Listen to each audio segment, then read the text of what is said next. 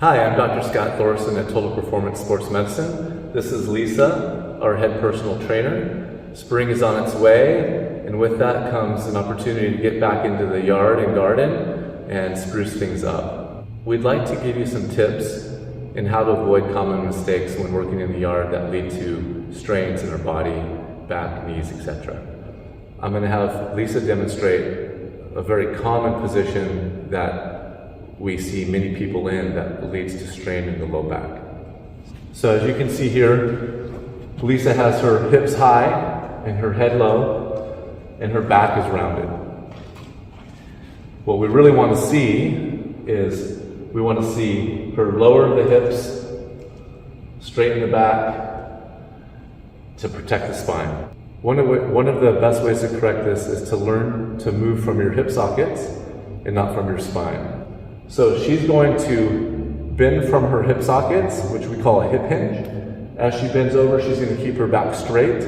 So she's going to begin by bending your knees, unlock the knees so that your legs can move, and then go ahead and sit back like you're sitting back into a chair as you move from your hips, keeping the back straight.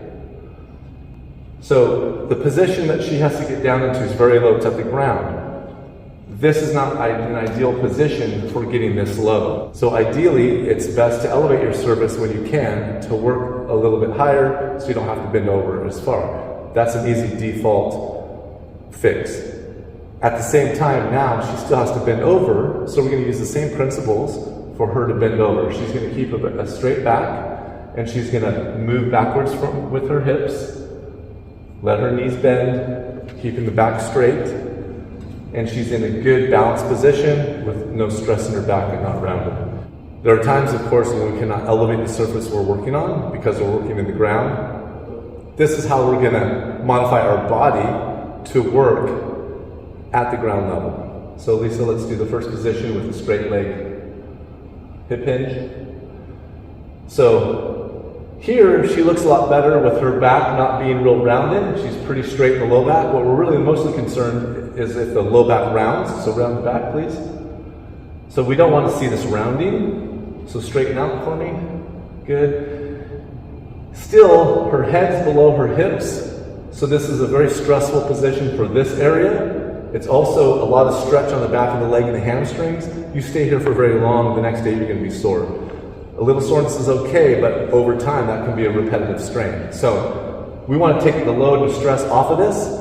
So she's going to lower her hips as if she's sitting. Now she looks a lot more balanced, but this isn't sustainable for long. So what we really want to find is sustainable postures and positions that are less stressful on our body as a whole and don't make us work all the time. An example would be for her to get down closer to the ground with her entire body by kneeling. So go ahead and kneel. You can start with kneeling on one leg, a single leg.